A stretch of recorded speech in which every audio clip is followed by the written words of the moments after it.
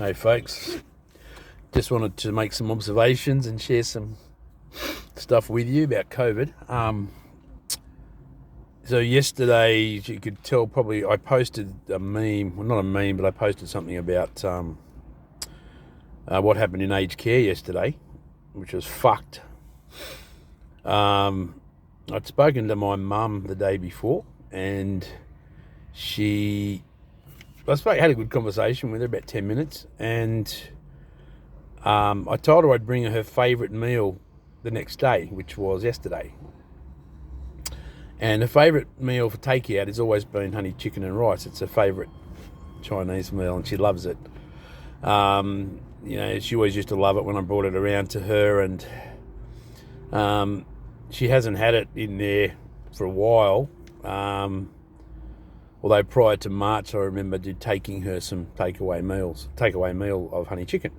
So yesterday, because she hasn't seen us since the fucking 23rd of March, I thought, I'm going to take in her favourite meal for lunch. So I got the approval, in quotation marks, initially from the carer that coordinated the phone call. She said, yeah, not a problem, bring it in, that'll be lovely.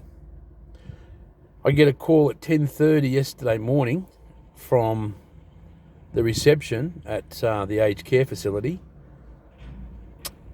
Sorry, Craig, we can't let you bring in cooked meals into the facility due to COVID. I said, what do you mean?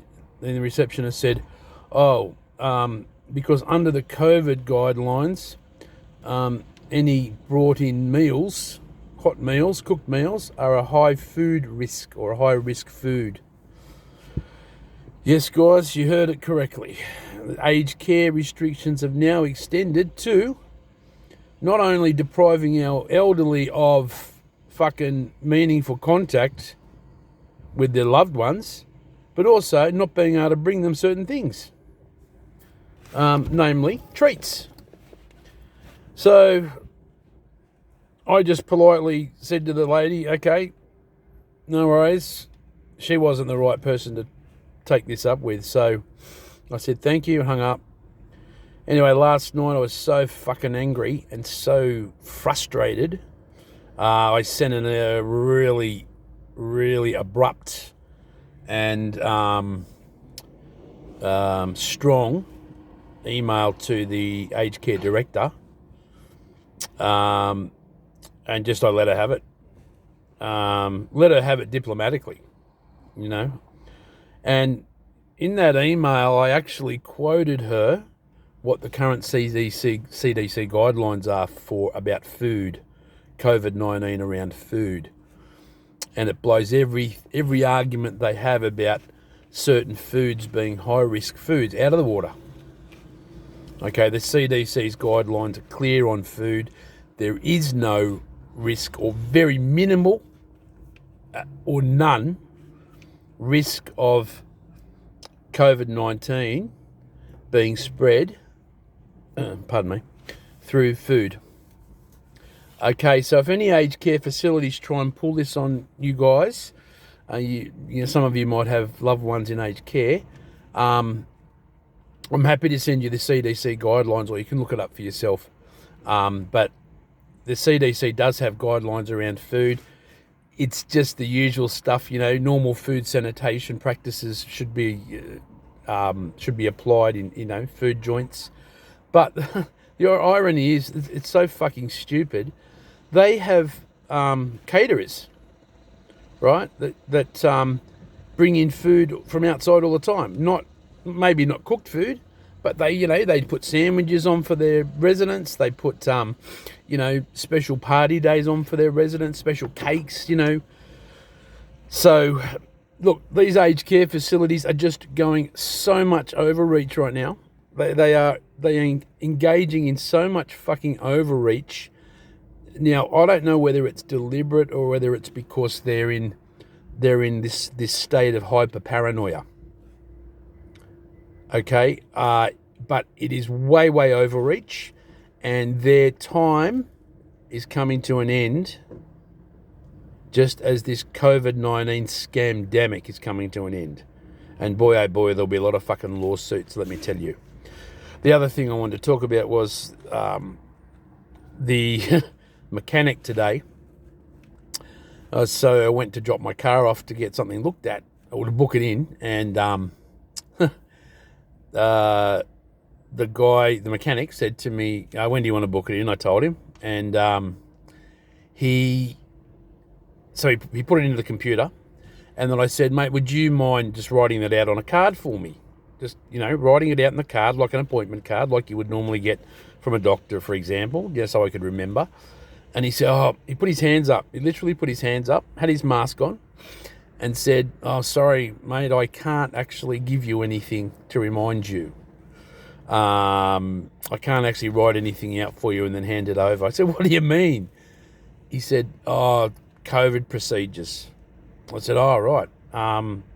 So you can't, I said to him, you can't pick up that pen on the desk there, and I saw the pen. Excuse me, sorry guys. I saw the pen on the desk. So I said, you can't pick up that pen there, your pen, and write on a card which you take out of that thing. Or I said, I can even take the card out and write the date and time for me on there. He said, no. Put his hands up and he goes, no, sorry, just following procedure. I said, mate, are you hearing yourself? Are you hearing yourself? I said to him, are you actually hearing what you're saying? He said, yeah, mate, nothing I can do, sorry. I said, well, look, it's stupid, mate. It's absolutely ridiculous. And I hope you see it. And then I walked out. But then something positive happened this afternoon. I bumped into an old friend, an old mate, at the shops. And I haven't seen him for a couple of years. And I sat down next to him, had a bit of a chat. And I said, how are you going? How are you going with all this COVID stuff? And he looked at me, didn't smile. And he said, don't get me started, Craig. Do not get me started on it. And this guy isn't by any means, is this guy into any type of conspiracies. He's a very intelligent geologist, actually. And he's not into conspiracies at all. But he said, yeah, Craig, it doesn't make sense. And I was telling him about the mechanic story. And he said, yeah, none of it makes sense. He said, I went to a place today, he said, and it had circles, 4 square metre circles that you had to stand in. And I said, yeah, sometimes it says 1.5 metres, sometimes it says 2 metres. And him and I, so we had a chat, we managed to connect. And that was someone I hadn't seen for 2 years that's actually awake. So my hopeful news to anyone that's listening to this is that the general population now is waking up. Okay, the general population, everyone. And that is spreading, and I don't know whether it's thanks to social media or thanks to just general networks, but the awakening is spreading, guys. So just wanted to sort of end on that positive note, and just so that, it might just cheer everyone up a bit that's a bit down the dumps, depressed about the elongation of this ridiculous false flag that's been happening since January. So so I just wanted to share that good news with you, and really happy to be able to do that. You truth warriors out there, you truth sharers, you advocates, keep doing what you're doing.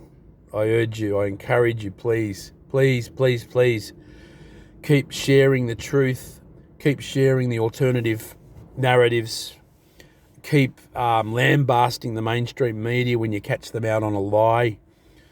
Keep lambasting these crooked politicians like Dickhead Dan, Malcolm Turnbull, Scott Morrison, Gladys, all of them. Keep lambasting them, keep sharing truth, keep debunking their lies. Any lies you see in mainstream media or anything that seems conflated or that's changed, keep debunking it and sharing that with people, because I'm telling you folks, the awakening is real, it's happening, and people, the general population, is starting to wake up now. And the ripple, in my opinion, the ripple is now turning into a small tidal wave.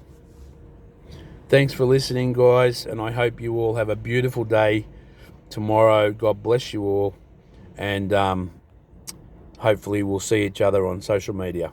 All right. Ciao, guys.